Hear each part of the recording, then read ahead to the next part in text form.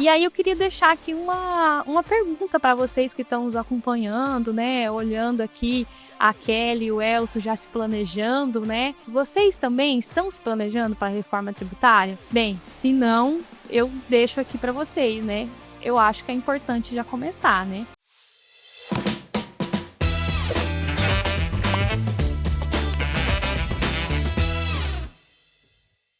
Sejam bem-vindos ao Fisco for Dev, o espaço onde desenvolvedores e gestores de software houses encontram informações atualizadas sobre o mundo fiscal e tributário.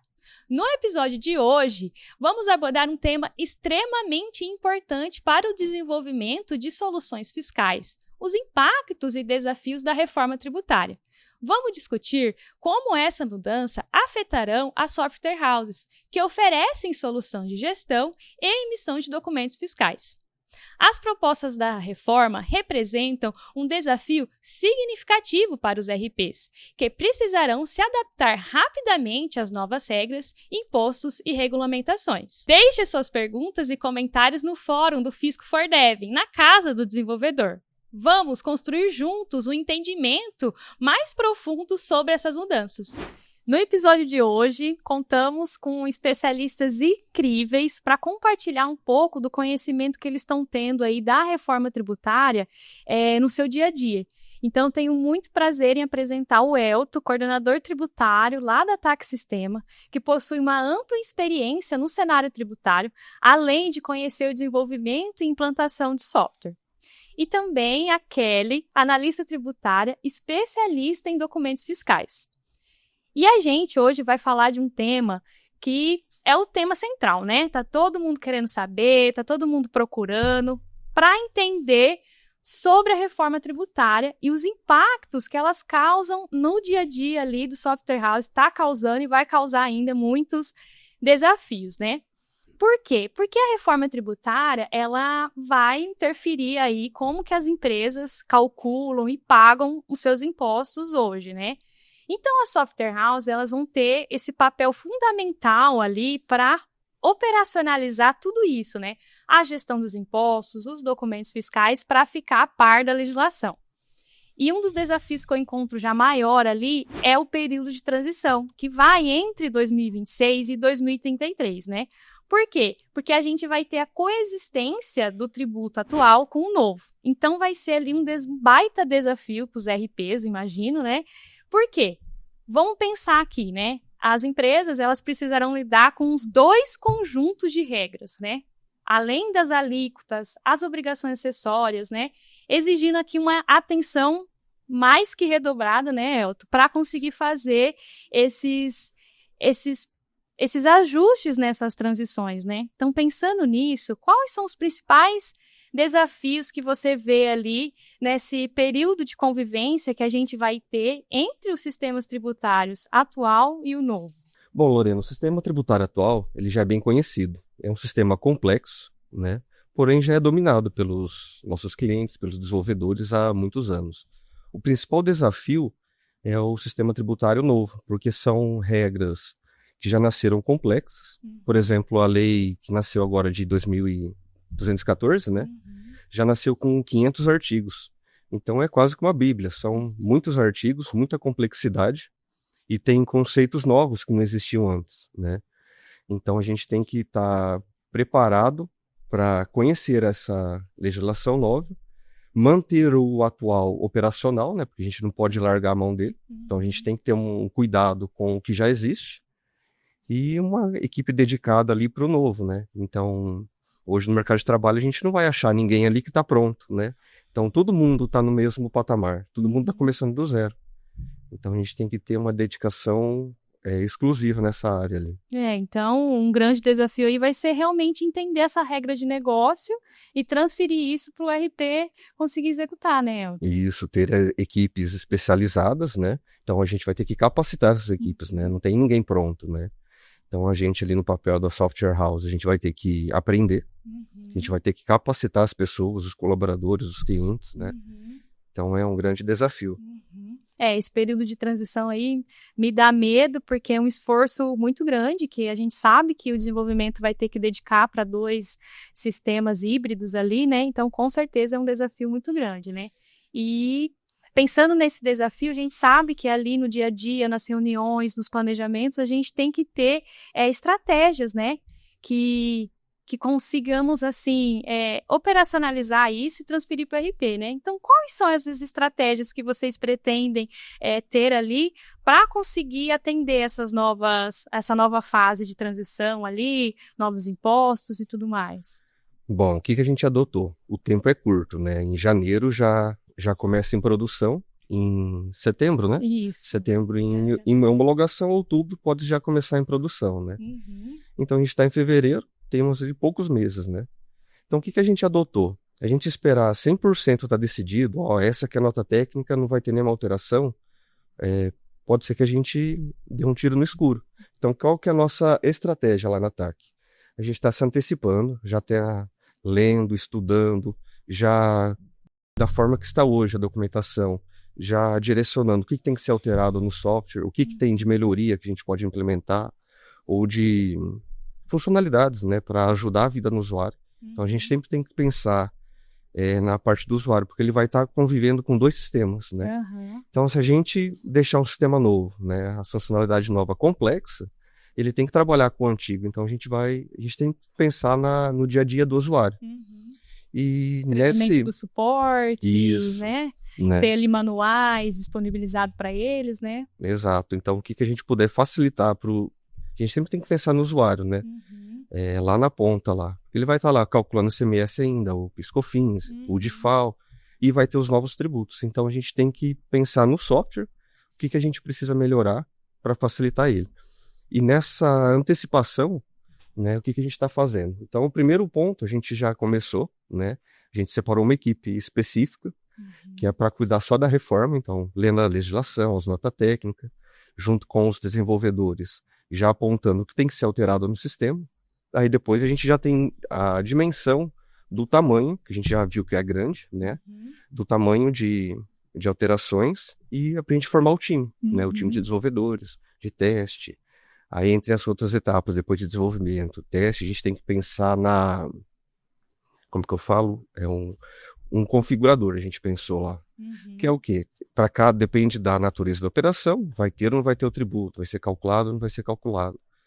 Então, lógico que cada software tem uma estrutura, né? Sim. Mas a gente já está pensando na nossa estrutura e como que a gente pode, da noite para o dia, tá pronto, pode sair utilizando. É só colocar esses cadastros. Então, a gente tem que pensar nessa migração automática, né, de configurar os nossos tributos, né, e depois vem a parte de documentação, tem que ser tudo bem documentado, ao ponto de ir lá o usuário na ponta, o contador, o analista fiscal, o faturista, pegar uma documentação nossa, ler e saber como que é no sistema, parametrizar, né, porque é tudo coisa nova, né, o novo, o antigo eles já sabem, né, mas o novo.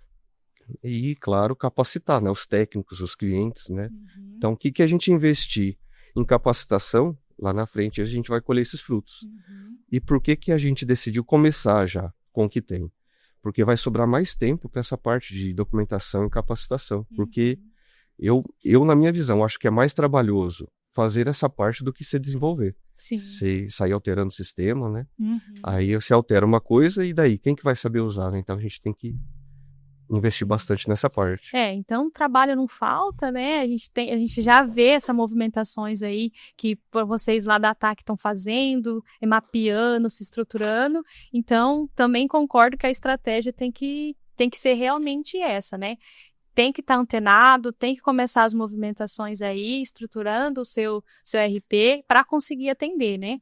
Até como a gente já tinha conversado, né, as empresas vão procurar realmente as empresas de software que estão atualizadas, né, que estão conseguindo entregar essas atualizações da reforma, né.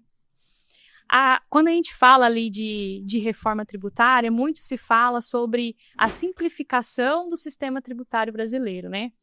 Mas essa simplificação, como o Elton já disse, não está tão simples porque a lei já está enorme, né. Mas a gente já lida hoje com essa complexidade na nossa legislação atual, né? Eu sei que hoje os RPs já dedicam ali horas, né, para conseguir regulamentar, deixar o sistema atual já realmente bom para atender às legislações, né? E com essas novas regras tributárias, a gente vai ter que lidar mais profundamente, se adaptar mesmo, porque a gente vai ter a substituição, né, do ICMS, do ISS, do PIS e do COFINS, para nascer aí o CBS e o IBS, além de um novo imposto, que é o imposto seletivo, né? E com isso a gente tem novas alíquotas, novas bases de cálculo reformuladas, né? E isso impacta diretamente aonde? Os layouts dos documentos fiscais, né? E essa integração, né, vai ter que ser feita tanto no sistema quanto também para o envio, né, das informações para o governo, né? Então, ali, a rotina do cliente tem que ficar bem certinha, né, Elton? Sim. Pensando nesses pontos, então, qual que vai ser o maior desafio para os desenvolvedores enfrentar essas mudanças ali na documentação fiscal, né? O primeiro desafio que eu vejo é o tempo, que é curto, né? E o outro grande desafio, que são mudanças significativas. De cara já são 7 documentos eletrônicos, né? Tem NFE, CTE, mas são 7.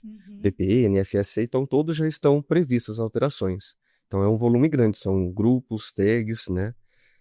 A calculadora de tributos, né? Então a gente tem já as novas estações tributárias com diferimento, com redução, que é a redução da alíquota, né? Não é da base.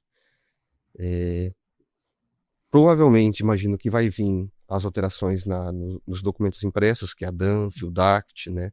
Todos os documentos fiscais têm um modelo impresso. Sim. Tem alterações que vão vir e a gente tem que estar ligado, né, no que vai vir. Então, é um curto tempo, grande volume de alterações, e a gente tem que estar em stand-by porque pode vir mais coisas, né? Então, uma antecipação ali. Exatamente. A gente sabe que as mudanças são grandes, né? Acompanhar isso é difícil, implementar é difícil. Depois tem toda a fase de teste, documentação. Então, é bastante coisa mesmo. E as mudanças, como o Elton disse, é um tempo curto que a gente precisa estar se preparando realmente, né? Mas o que eu vejo também, assim, em relação a esses pontos da reforma, que além de ser muito desafiador, com bastante impacto, mas é também destacar aí as oportunidades, né? Vantagens competitivas que surgem para os RPs, né? Então, aquele RP que consegue se adaptar com agilidade, comunicar isso, passar isso para frente, olha, a gente está fazendo, a gente está correndo atrás, a gente está desenvolvendo, isso está funcionando aqui dentro, abre aí oportunidades para vender novas soluções, né? Trazer novos usuários, novos clientes para o RP, e isso impulsionar aí novas ferramentas, novas soluções. Então, por mais que você pense, meu Deus, a reforma só vai me dar trabalho, ela também pode vir aí abrindo um grande mercado de possibilidades e oportunidades, né? A gente viu ali também que já foi publicada as notas técnicas com alterações da reforma, né? A NFE e a NFCE é que tem um grande volume de maiores de tags ali já publicadas, né? Os demais documentos ainda estão em grupos, né? Está caminhando para isso, né? Mas já marca aí o início de fase de ajuste para os software houses, para os RPs ali, né? E o que eu pude perceber, não sei se vocês concordam comigo, mas eu já pude perceber que vai além, essas modificações que a gente vai ter, vai além de eu mexer lá na emissão do meu documento. Por quê? Se a gente for pensar ali no que foi publicado, já tem um campo que fala sobre o indicador de multijuros. O que seria esse indicador de multijuros? É um indicador que a gente vai poder informar, né, qual foi o valor que foi pago de multa e juros para que aquele crédito seja disponibilizado para o fornecedor ali da nota, né? E depois a gente tem que verificar que esse saldo que está lá no financeiro tem que ser repassado para o fiscal emitir a nota, né? Porque é a nota que vai originar esse crédito. Pensando nisso, a gente tem que ter essa integração, né? Entre o módulo e as rotinas financeiras, também com o módulo da rotina do fiscal, né? Além dessa particularidade do indicador de multijuros, eu também vejo assim, a tabela de classificação, né, a Secless-Trib, né, ela tem lá já o prazo de início, o prazo final, então mudou a lei, temos novos códigos de classificação, a alteração da lei pode excluir aquele código, já tem aquele prazo. Então, assim, o que eu vejo, né? O que eu pude perceber? Que os RPs, eles vão ter que ser flexíveis e adaptados para garantir essas alterações. Você também acha, Kelly, que a gente precisa se atentar quando a gente está lá estudando para estruturar o RP? A gente tem que se atentar nessa flexibilidade, nessa adaptação? Sim, terão que ser flexíveis, até porque a alteração não vai ser somente nos documentos eletrônicos. Também serão nas apurações e futuramente nas obrigações acessórias. Um exemplo também que a gente pode citar é na Lei Complementar 214, que antes uma operação que era somente financeira, que é o adiantamento, hoje vai ser tributada conforme as alíquotas. Nesse caso, como eles falam lá, pode ser feito o ajuste com a nota de débito ou a nota de crédito também. Então, terão mais mudanças e aí o correto é ir analisando conforme forem lançando novas publicações. Então, a gente pensa ali assim, né? A estrutura tem que mudar, né? A estrutura da RP não vai poder ser presa, né? Imagina uma transação que era, até então, desde sempre era só financeira. Como se fosse uma transação bancária ali, um adiantamento. No caso, na prática, a gente viu o adiantamento de cliente e fornecedor, que fala lá na legislação que o fato gerador é o que ocorreu primeiro, né? Se eu fazer uma antecipação lá, um pagamento já é o fato gerador. E então, nesse momento, eu preciso saber que itens que tá, para saber que alíquota que é. Então, um cara que era uma transação só no financeiro, eu vou ter que ter essa complexidade agora. E lá na frente, imagino que vai ter que ter uma ligação entre o faturamento. Será que depois vou ter que emitir uma nota de crédito, de débito dessa operação ou já é na hora ali, né? Então... Então tem que pensar nisso, né?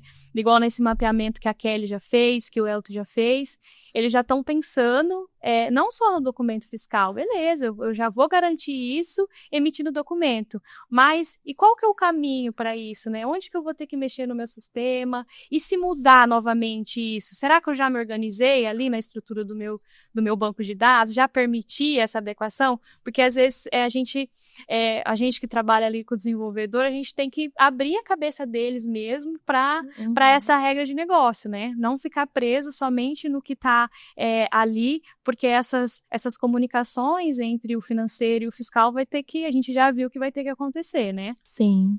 E depois, será que eu vou ter que ter um relatório? Ou uma API, que daí faz isso automático, né? A gente já tem que ir pensando nisso bem antes, né? Exatamente. A gente já sabe aí que a reforma busca essa simplificação, então todo tempo se fala em menos documentos fiscais, apuração assistida, então isso tudo a gente vai fazer para integrar esses saldos ali para os órgãos, né, governamentais, então a gente tem que ter realmente essa cabeça aberta aí. O meu software é flexível, o meu software consegue se adaptar a isso, qual que vai ser a demanda do meu esforço, porque quanto mais flexível eu deixo ali o meu software, demanda menos esforço do desenvolvimento, que a gente sabe que esforço é custo, né? Sim.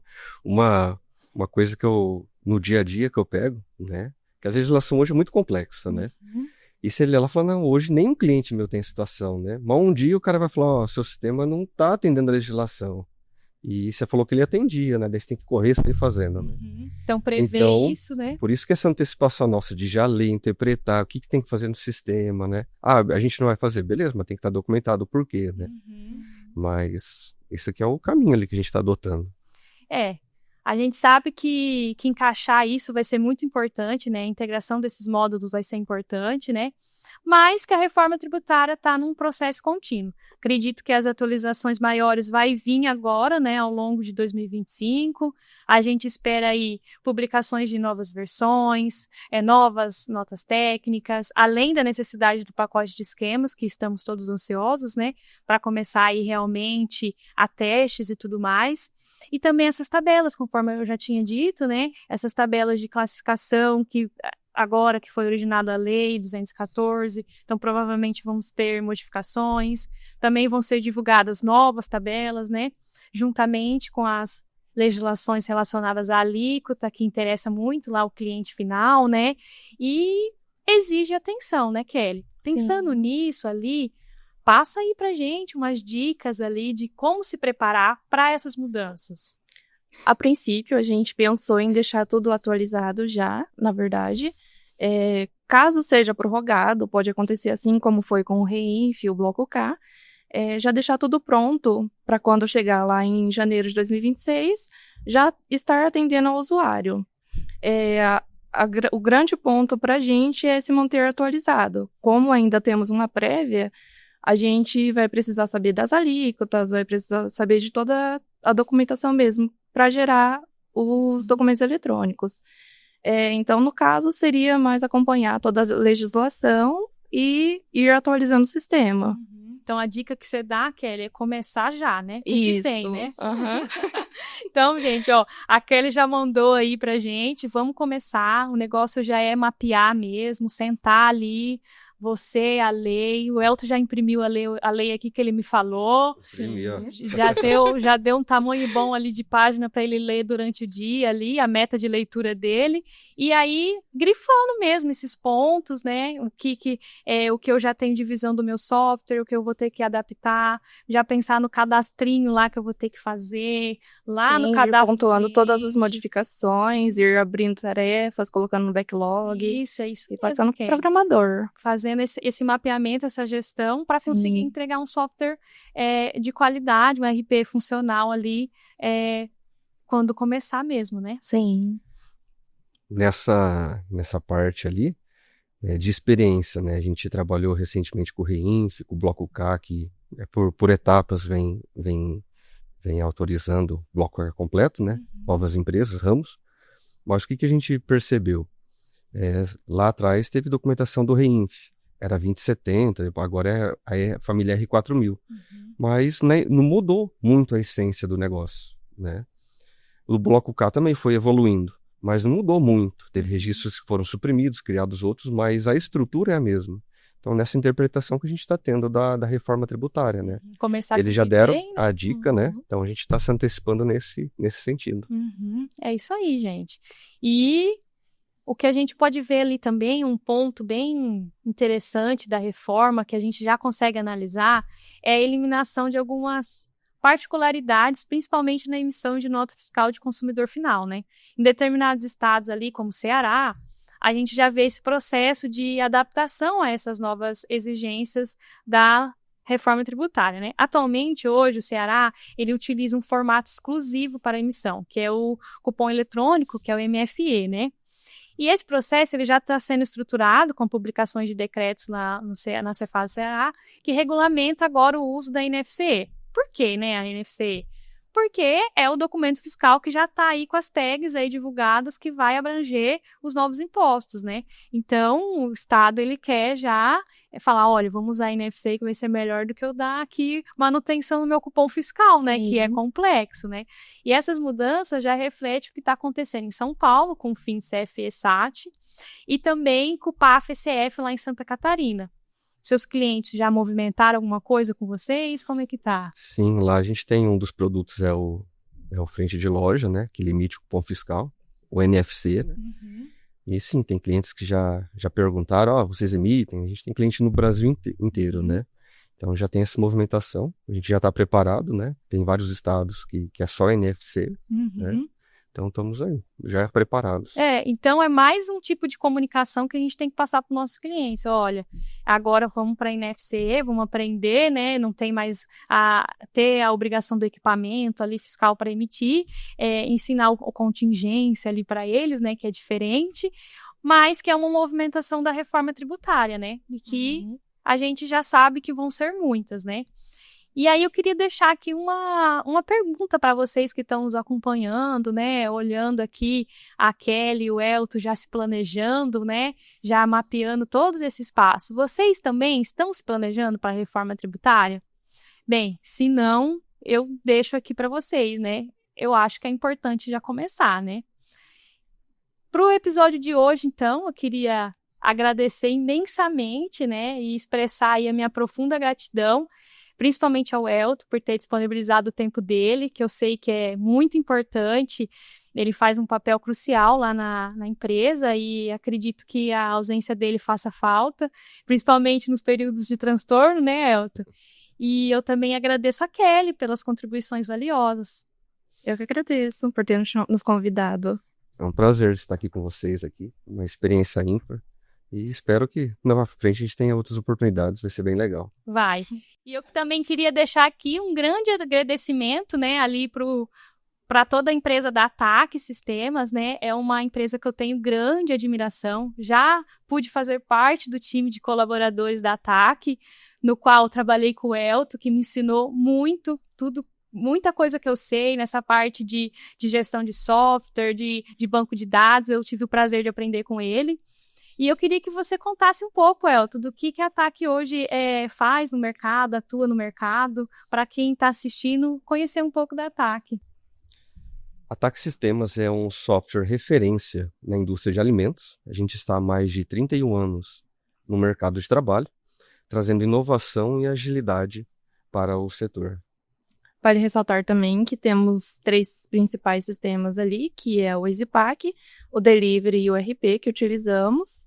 E em meio de diversos clientes, temos a Marfrig, a Copacol, o BRF e inúmeros clientes que atendemos hoje em dia. E agora a ATAC já vai estar preparada para a reforma tributária, né, Elton? Ah, sim, não podemos parar, né? A gente está se antecipando ao máximo para ajudar nossos clientes, trazer inovação, né? Como a gente citou, como a gente somos referência, e estamos aí, a todo vapor. Então, gente, fica aí para vocês seguirem também a ATAC, né? Conhecerem a empresa, entrar no site ali, que eu garanto que os profissionais nela aí são excelentes, estão sempre buscando conhecimento. Até quando eu convidei o Elton para estar aqui, ele na hora já topou, e eu já procurei ele sabendo que ele já estaria mapeando isso, já estaria ali pesquisando sobre o tema da reforma. Então, não deixe de entrar ali no site deles, olhar, pesquisar, saber da empresa. E se você tem alguma dúvida, alguma sugestão, entre em contato com a gente através do fórum do Fisco for Dev, na Casa do Desenvolvedor. Também nos acompanhe nas redes sociais, @TecnoSpeedTI. E o nosso blog está recheado de informações da reforma tributária, das novidades dessas movimentações. Tem artigo lá do MFE-SAT, do fim do MFE, do cupom fiscal lá no Ceará. Então não deixe de nos acompanhar e até o próximo episódio.